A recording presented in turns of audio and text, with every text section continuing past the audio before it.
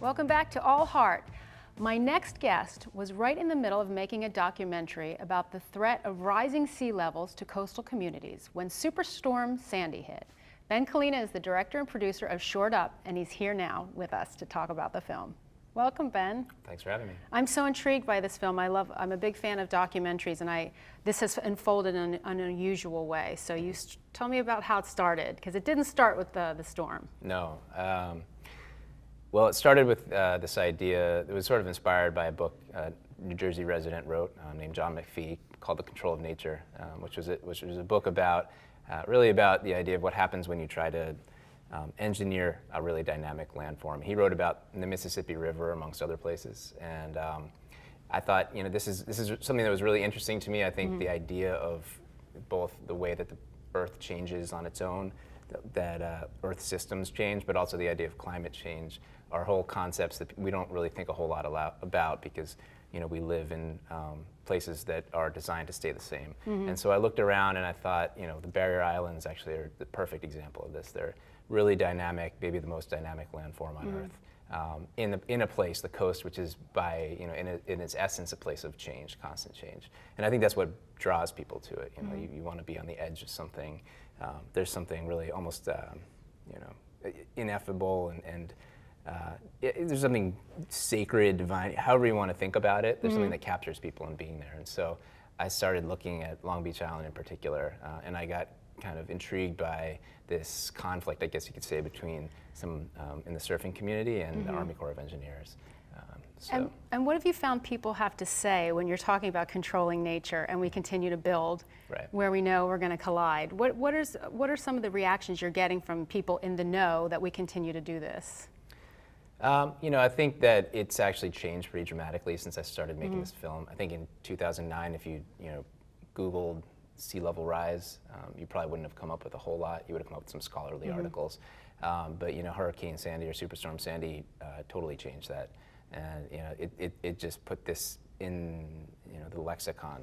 And so now I think certainly not everybody thinks about it, but both in traveling with the film and also sort of and because of that being a part of a lot of different policy conversations up and down the coasts, you really get to understand that this is something that really impacts people on a daily basis and also on a long-term basis. And people are struggling with how to deal with this all over.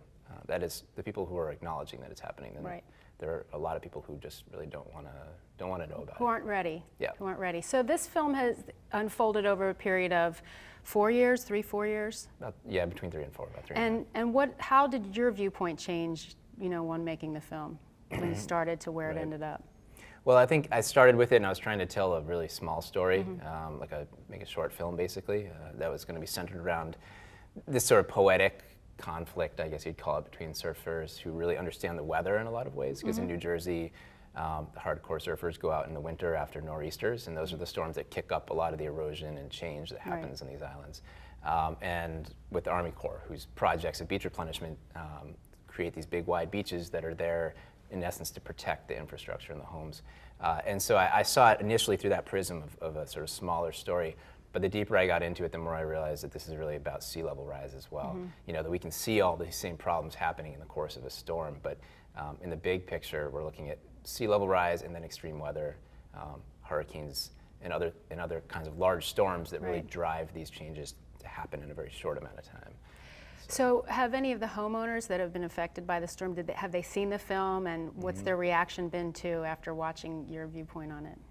I've been really pleasantly surprised because I set out to do something that was really, I was not intending to create like a polemical film that was going to really just push people's buttons and try to hammer home a certain perspective. I really wanted to create a dialogue around these issues because I think people have to have a way of talking about what they're seeing. And what happened when the storm hit was that since then, having lots of screenings and people who've been affected in one way or another, it really I think gives people really just sort of like a justification for thinking about the changes they see going on around them. So it gives a language to it. And I know like the film opens with a family in Union Beach, New Jersey, where their entire neighborhood was leveled. And it was extremely difficult for them, obviously, terrifying. They lost everything. And they've since decided to move away from that block, which is still highly vulnerable. But we've had lots of exchanges, and it makes you happy when people who are in your film feel like you've done them right. Yeah. Well, we wish you well in spreading the message and bringing awareness to people. And the film is called Shored Up. And Kalina, thank you so much for coming and sharing with us today. Don't go anywhere. Ahead, entertainment writer Neil Zorin is back with his must-see list of theater shows that you do not want to miss, ahead in our Critics Corner.